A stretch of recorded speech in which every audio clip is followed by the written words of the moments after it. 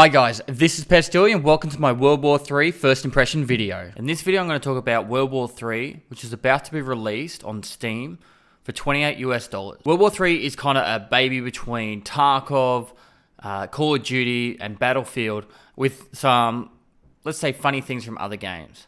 So without further ado, let's crack straight into it. So the game itself is effectively a Battlefield style game where you'll have two factions or teams going to maps and attacking each other from each side to try and take over the other side of the map, reducing the amount of tickets, or in this case, it's first to 5,000 to win the map. Now, it's made by a developer called Farm 51, which is a Polish developer, and it's got a really cool, let's say, bones to the game. First thing you do once you load up the game is you actually pick if you want to go east or west, and then from there, every single win contributes towards the faction's total scores for the week or the month.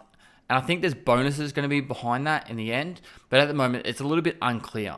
Just by going through the menu, you can soon realize that there is actually a large amount of customizations in this game. There's plenty of weapons to choose from, but you need to purchase them with in-game credits, as well as all the modifications for these guns. You can also pick different kind of taunts and random stuff. Like there's taunts like that are similar to, say, the Fortnite ones.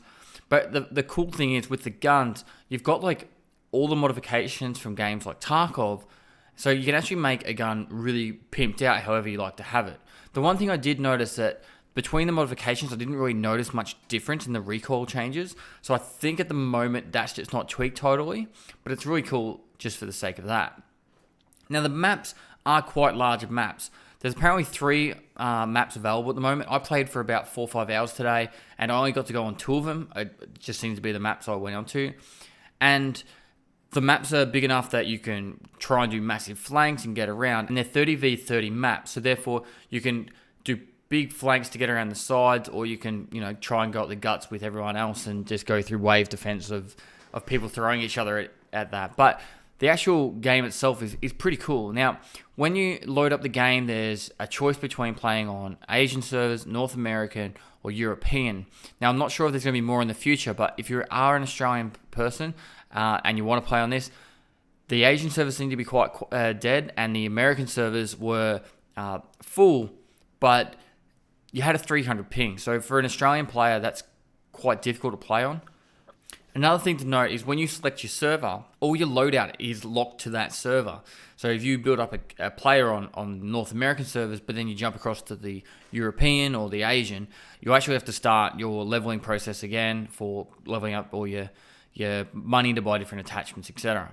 Now the combat in the game was actually quite fun. There's heaps of like perk things you can call in. So after you get a certain amount of points, which is effectively your score, you can actually call in like your tanks or drones, fast air, whatever you really want. There's all these cool things that you can unlock and then call in with the money you get, or the points you get from killing people and acquiring captures on different locations. Also, the game was actually quite fun, and it was even more fun once I got Slush Puppy and Ghost Freak in there and we were working together. It's very team orientated, but whilst it was still very fun in particular the team side of things, I did encounter a lot of issues. Now, it's obvious that this is an early development and it's going to be an early release for you guys to test out, play, and help tweak. I don't actually know much about the development plan and the development cycle that they want to have the game fully released on, but I do need to put in this spot right here, buyers beware. I fell through the map twice. There was issues with scopes, not zooming in, or couldn't ADS properly. Like, it was zoom in, but the actual the reticles weren't there. It was kind of weird, and just like little things like vaulting over things was a bit weird. And it's still got to get its ground, but the bones of the game is actually quite cool. And for a price of around $28 US, I think that it's probably sitting about where it should. There's games like Battlefield 5 coming out soon, and Call of Duty just came out. There's a lot of first-person shooters that are very fast-paced, like this game, that have just come out. So it's probably good that it's a little bit cheaper than those kind of games, because it's still, let's say, finding its ground. And with the idea that they've got, I think is really awesome. The customization is really fun and cool, and like Slush Puppy was giggling like a little schoolgirl the whole time he's looking through all the mods. He's like, oh my god, it's got this scope and this attachment, and it was funny to listen to. So if you're really a gun nut and you like that kind of thing, so the modification side of, say, a game like Escape from Tarkov, it's really cool for that. But if you're into the faster paced action like a Battlefield game, this game is actually probably really good for you. I'm not going to say if I recommend you should buy it or not, because I feel like it's going to be one of those games that you really need to decide for yourself, because even though I've only played the game for 5 or 6 hours and I had a lot of fun, at the moment where it is at, I probably wouldn't purchase it myself.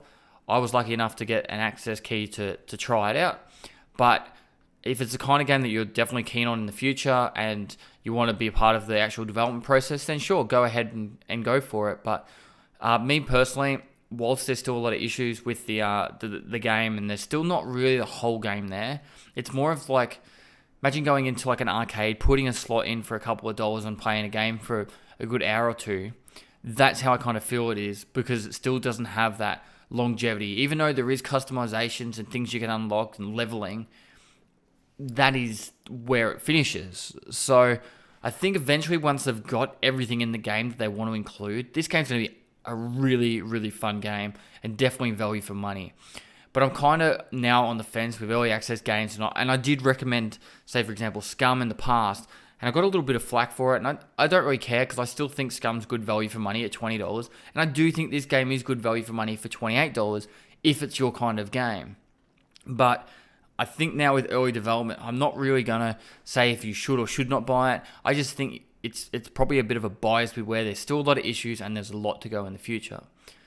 I did have a lot of fun. I will be playing it more on my stream. It's probably one of those games where it's like, I'm not feeling like playing Tarkov today, or one of the other games I usually play. Like, I've been playing a bit of Path of Exile at the moment. But hey, I wouldn't mind just getting in and just shooting at some people and jumping in some tanks and shooting from distances and trying to snipe some people and be in that real quick, fast action. Yeah, I'll definitely load it up and have some fun with it. So guys, in conclusion, definitely a game worth checking out and keeping an eye on. I don't know if you should jump straight into buying it unless it's that kind of game and genre that you really love.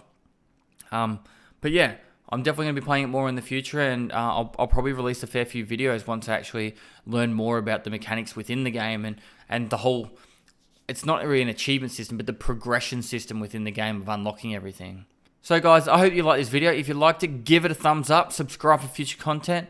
I stream on Twitch 6 days a week. Go down to the link below, give me a follow over there. I am going to be away for a few days over next week. I'm heading to PAX Oz. If you're going to go to PAX Oz, be sure to go say good day to me if you see me. I'm happy to have a chat. It's nice to meet some people. And finally, guys, I'll see you next time.